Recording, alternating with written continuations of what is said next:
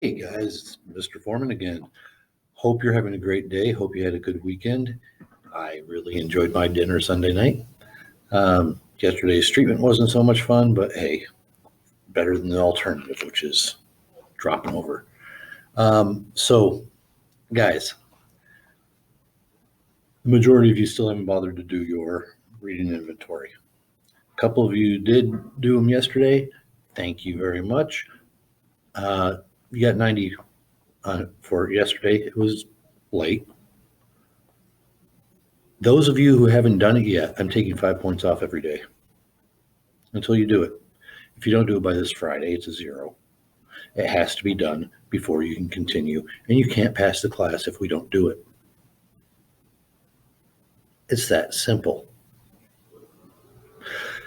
For those of you who think that it's getting over on me by going into Google Classroom, opening up your assignment, and then hitting submit without bothering to do anything or turn in, and it's all empty, you haven't answered any of the questions, you don't get any credit. You get a 0 until it's done. Raul, Rogelio, don't mind. You guys know better. You had me before.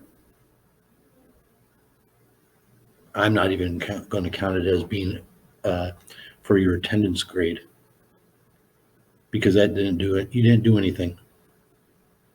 You did not participate, therefore it's a 0 on your participation grade for that day too. And they're not the only ones, people.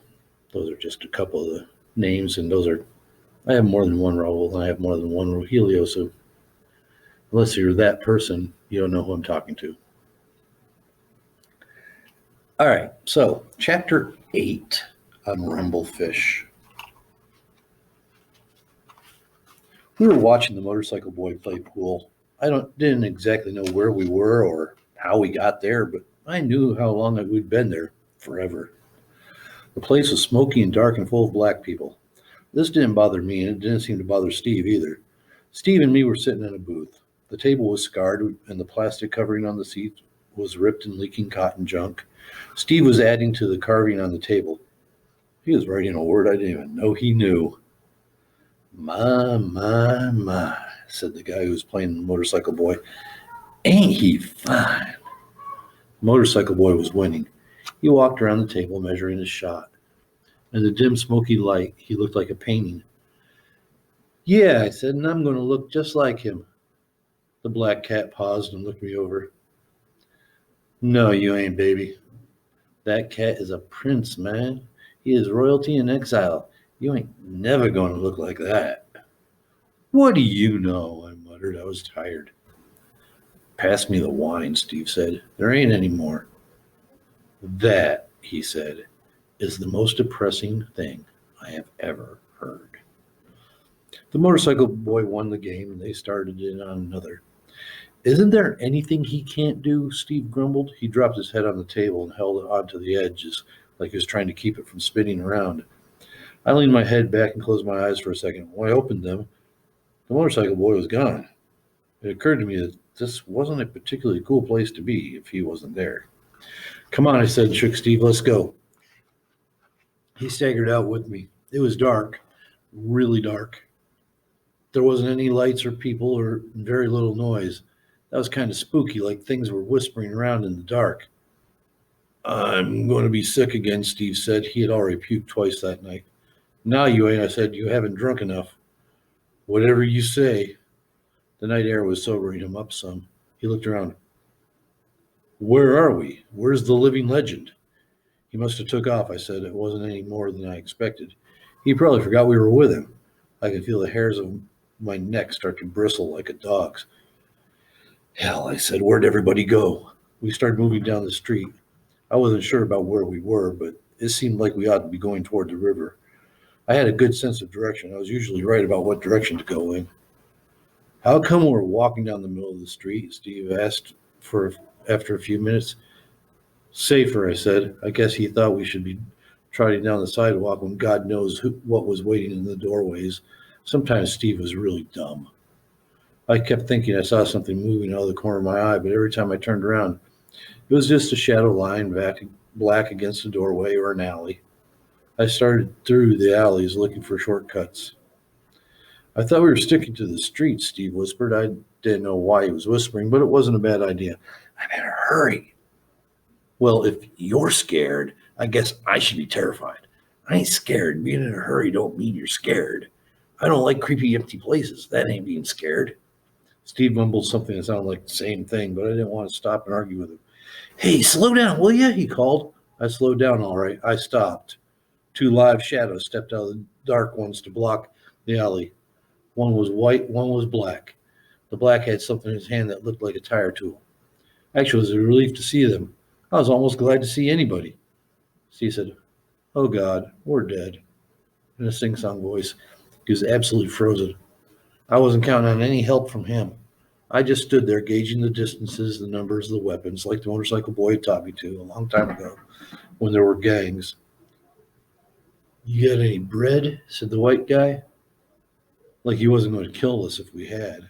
I knew if we handed them $1 million, they'd still bash us. Sometimes guys just go out to kill people. Progressive country integrated mugging, Steve muttered. He surprised me by showing he did have some guts after all, but he still couldn't move.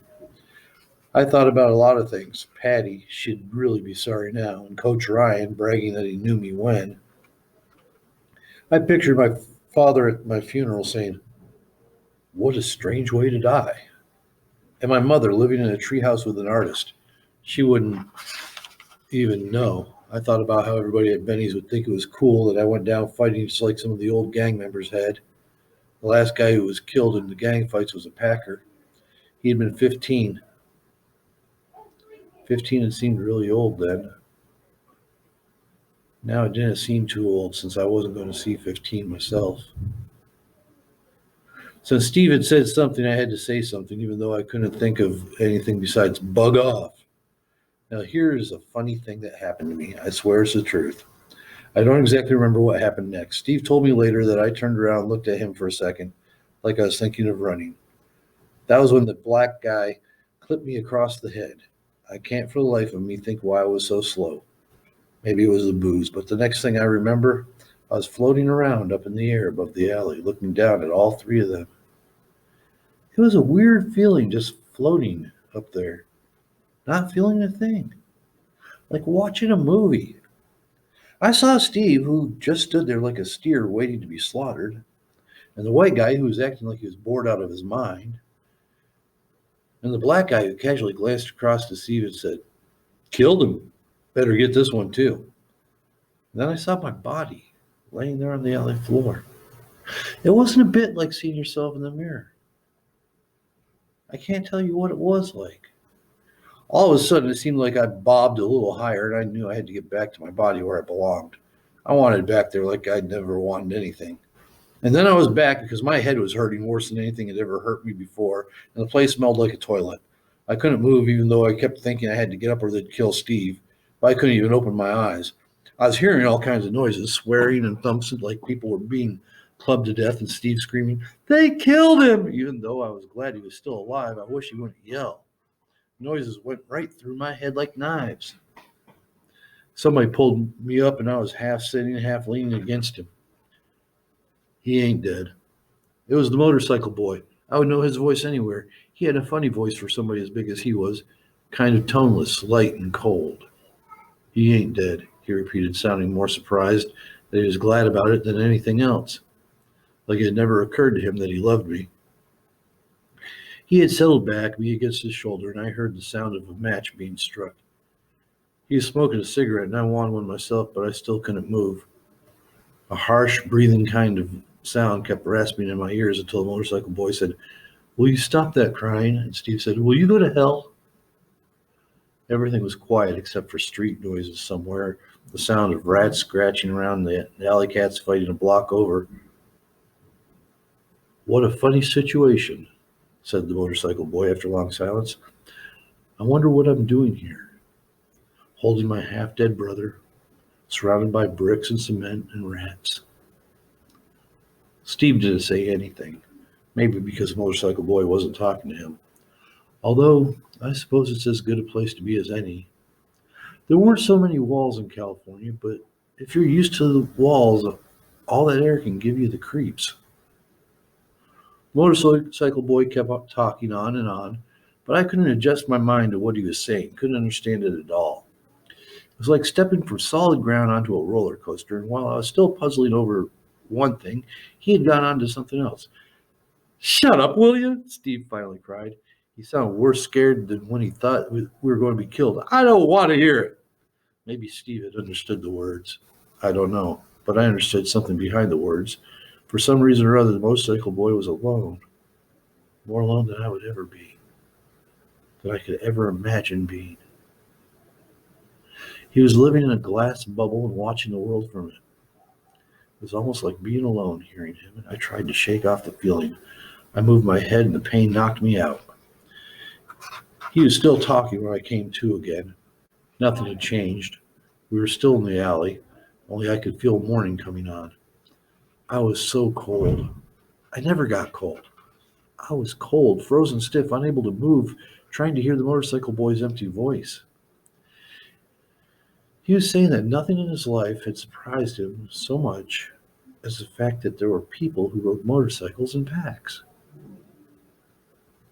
I tried to say something, but it came out like a grunt that sounded like a kicked dog. Rusty James, Steve said, you still alive? Yeah, I said. Oh man, did I hurt. I'd rather be knifed 20 times than hurt like that.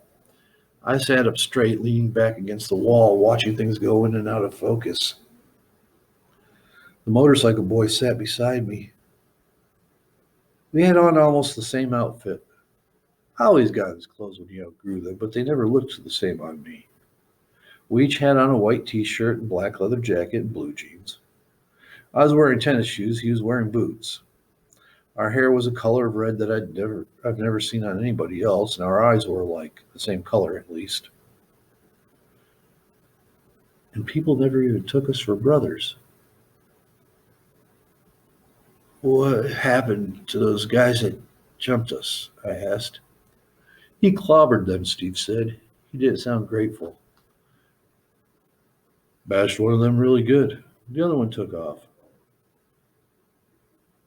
Way to go, man, I said. My head was hurting me until I couldn't see straight. Thank you, the motorcycle boy said politely. You have to go to the hospital this time, Steve said. Mean it.